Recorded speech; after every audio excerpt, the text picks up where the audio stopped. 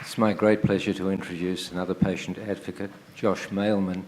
He's a technology entrepreneur with an MBA from UCLA, and he's the president of the NorCal CarciNET Community. But I would like to give a personal appreciation for the work that he has done as Chief Operating Officer of the World Association of Molecular and Radionuclide Therapy. He's a pillar of that organisation, and he is making it possible for us to globalise these theranostic treatments. Josh, thank you. Thank you.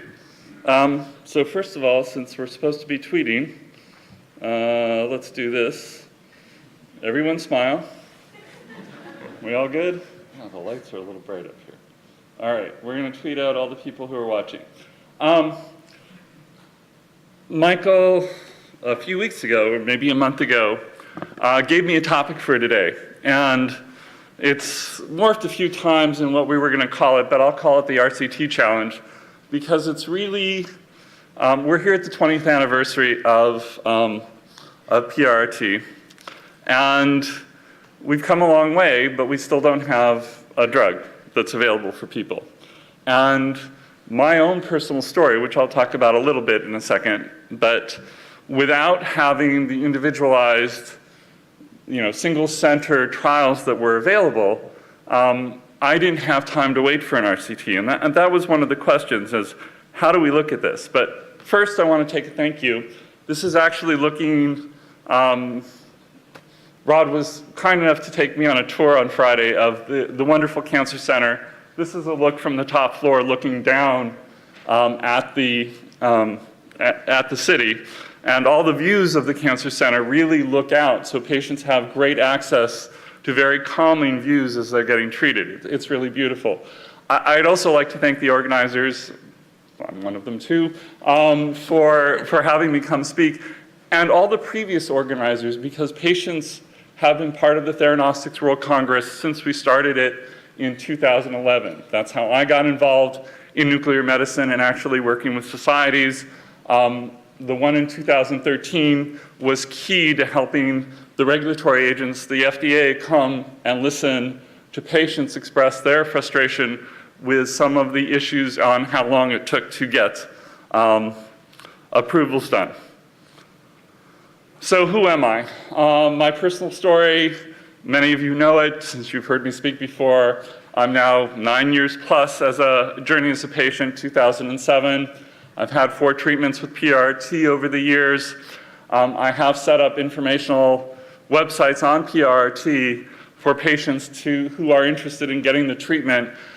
We set it up a month before the first World Congress of Gallium-68 and PRRT, and since that day in 2011, where I thought it would be a couple hundred people who might look at it in a year, it has averaged 1,500 to 2,000 visitors a month.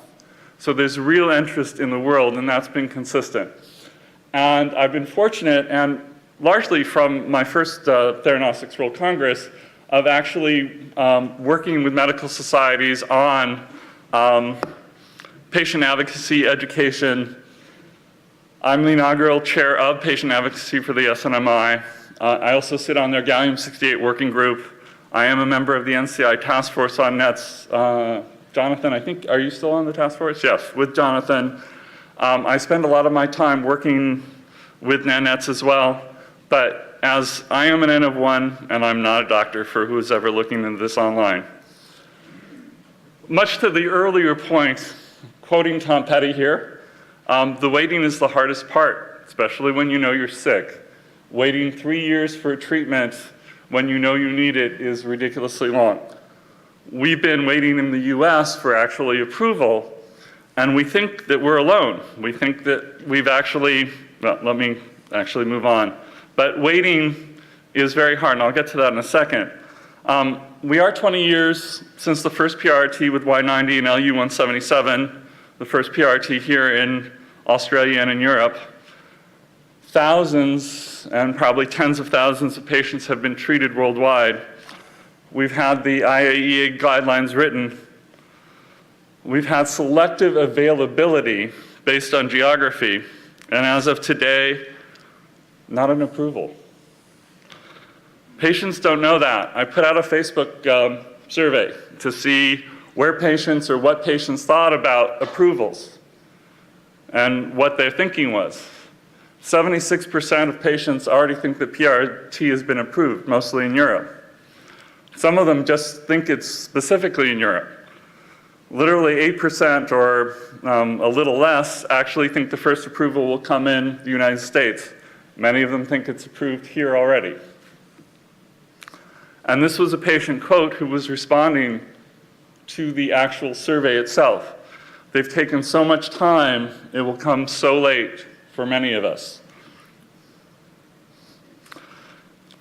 So I wanted to talk, really what Michael set me off thinking about is the dilemma of being a patient, of how challenging it is to sit here and wait for an RCT, go to an individualized type of program, try to get in somewhere and see what's going on. And that really, I put this up there because we all like choice, or we think we like choice, but as a patient, really, we'd like to have no choice. We'd like to know what our next step is, what we need to do. This whole concept of whether there should be 4 doses, should it be individualized, we want all you guys to figure that out. We don't want to think about that. We just want to show up and take a treatment. I've written a lot in various things. You can probably Google me. There is another Josh Mailman, so if you get a guy who's rich and does venture capitalist, it ain't me, okay? So don't come up with me for asking for large sums of money, but this was something I actually wrote. If you want to hear my whole journey, this was written up in ASCO, but there is really no course for this, so we have no clue. We come in as a patient, we're blind. We're not medical experts, and as been brought out, we're all different, and we really just want to be cured. And we can go through the arguments about whether there's cytotoxic treatments that are better or whether PRT is better. We're not in a great place to understand this. I got lucky, or not lucky. When I really looked at this, when Michael put me to think about this, I didn't have to make that decision. My decision tree looked like this. I progressed. I had a hugely large tumor in my pancreas, and 75% of my liver was completely filled with tumors. I had no options. I could do nothing because there was nothing approved and no trial that I could go on. This was 2008, before ProMed and before any of the new cytotoxics, and I was not a surgical candidate. I could do nothing, and to the person who has 2 years, I probably didn't have 2 years at the point. Or I could decide to go and find a PRT treatment. So my decision matrix was hugely simple. I mean, that was easy. This chart has been brought up before as a thing to say, now we have PRT on the chart. If I got this chart right now and I was a patient, if you take a look at all the issues here, it's do this or do this or do this or do that. That's not a simple decision matrix for a bunch of patients. We don't know what stands here. Working in the nuclear medicine community, I know where PRT fits in the decision matrix of where you would put that, but we work with oncology, we work with interventional radiology, we work with surgeons, and while you may put that forward, they may not. So I want to get back to the central point, the RCT challenge that George put up very interestingly, and actually did a lot of my presentation for me, so I've got less to do. 20 years of PRT. We've treated 1,000 patients, and we've extended countless numbers of lives, mine included. But it's not universally available, even though we've treated tens of thousands. These individual INDs that have allowed us to treat so many people were done without standardized protocols, without standardized data collection, and we've hindered acceptance. We saw the charts about how, these different studies showed different years of how many people had how much PFS or how much overall survival, but to your point, they were not done in a controlled fashion and in a way that they were standardized or harmonized so that we could have some amount of reporting to go to regulatory agencies and work with. So the only time I think I've ever seen this, although it shows up other places, is almost every nuclear medicine conference somewhere, so I'm the obligatory one who's going to throw this up there, but the crossing of the Valley of the Death. A lot of the times we listen to physicians who are treating now and really are treating without an RCT because you want to do something and you don't want to leave anyone in the Valley of the Death while we get between the translation from discovery to practice to actually policy. And so that's been the reason that we've wanted to treat people now and keep that in, even if we're not doing these standardized methods. But while we've treated so many, we've actually left more behind in 20 years in the Valley of Death because we didn't get it done. We didn't get out to an approval.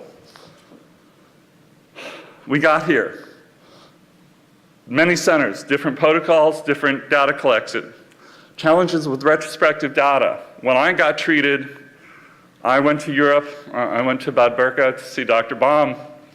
I was pretty much told by US Oncology that, yeah, well, you don't really have many options, but we don't really trust the data. We haven't seen it, it's all over the place, it's different. But if that's what you want to do, you can do it. So by waiting this long, we left patients with really poor choices. So what did we do in the US when we finally had our first two new kind of theranostic agents, which were gallium-68? We did 2 INDs. They were different drugs, they were different peptides, different data collections, and different questions being answered. So with all that 15 years of history, we did the exact same thing. We didn't help the regulators get their job done. So part of my work with the gallium-68 working group over the years, and first of all, we did much arguments on peptides, but we spent the next 2 years actually harmonizing the INDs, even though they weren't different peptides.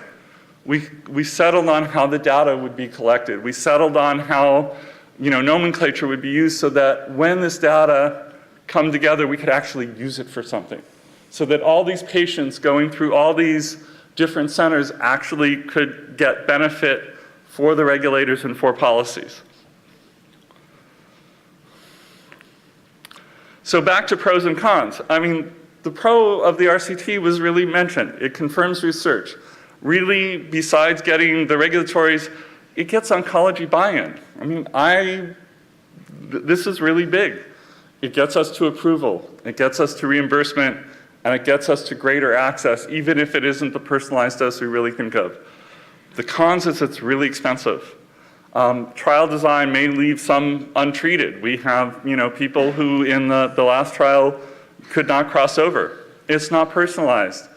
One of the questions that I wanted to ask you is the first set of speakers here talked about individual dosimetry or individual dosing with different numbers of rounds and different amounts.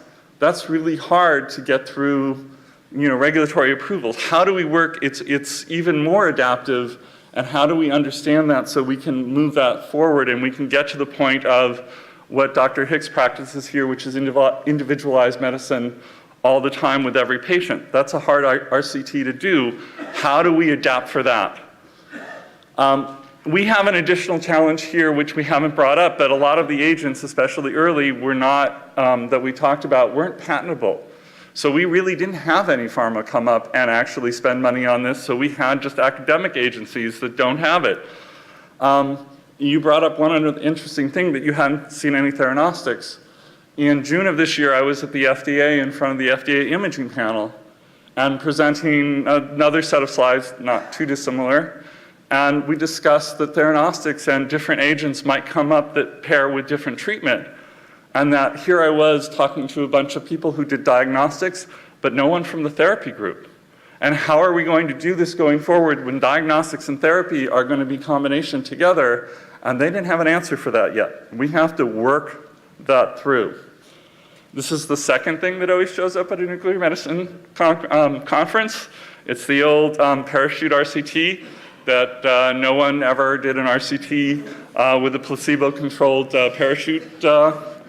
And that there's actually a real paper on this. It's referenced all the time. Anyone want to volunteer for the placebo arm? Just checking. So I thought about that because it really is true. I mean, we do no testing? It turns out we do. There is the National Parachute Test Center. So it turns out that you do, work on different designs and see if they're better. And that's really what we have to do. We have to iterate. We have to get the next version of PRT or whatever that we're doing, and that we do actually test and go forward because, but RCTs are really expensive, right? I was shocked when I finally learned and I sat in a room that just the record keeping, forget the drugs, forget the human time, forget all the things, it's 50 grand to just register a patient for a trial and track them for a regulatory agent. Add the cost of drugs, the control arm, I'm gonna go with 75K. For our population that we look at in the NCI task force, I think it's about for 50-50, depending on what you're looking for, it's about 200 people. That's a very costly thing to do every time you have a drug that you want to bring out. And so we have to figure out how to be adaptive and bring it, because this number is way too big. Our population is way too small to afford this. So that's the big idea. We need to move faster because 20 years is just way too long.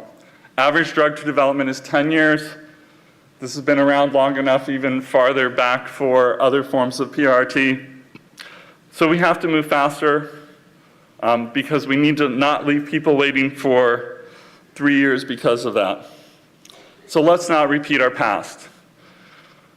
We need to do I feel like I'm talking right after you, with small focused trials that bring new ideas to life.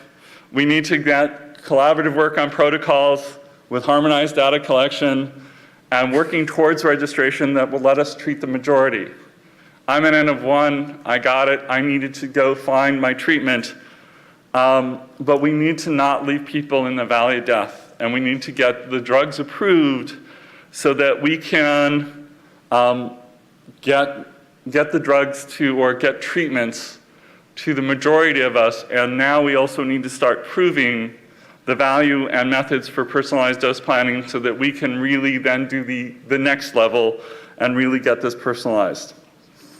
I was telling them about, the decisions and the dilemmas of a patient. This is someone whose flat I'm staying at while I'm in Melbourne, and he brought up the Alice in Wonderland quote of which way should I go from here? And that depends a great deal on where you want to get to.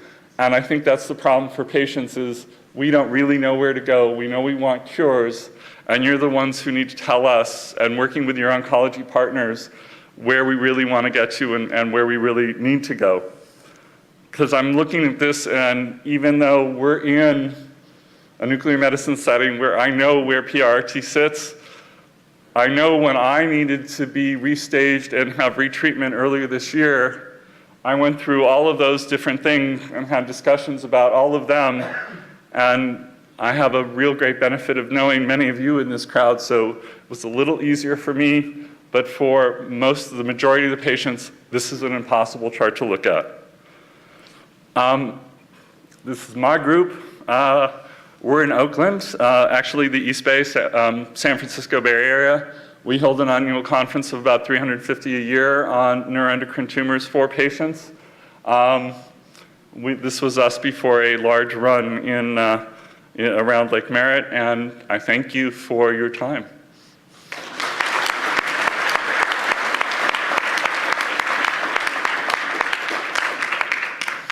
Thank you very much, Josh. We're very, very grateful, and we're very privileged to have patients as articulate and as caring for their fellow sufferers, and they've really stimulated us to get this into the market worldwide. Thank you very much, Josh, and I'll close the session and thank all the speakers.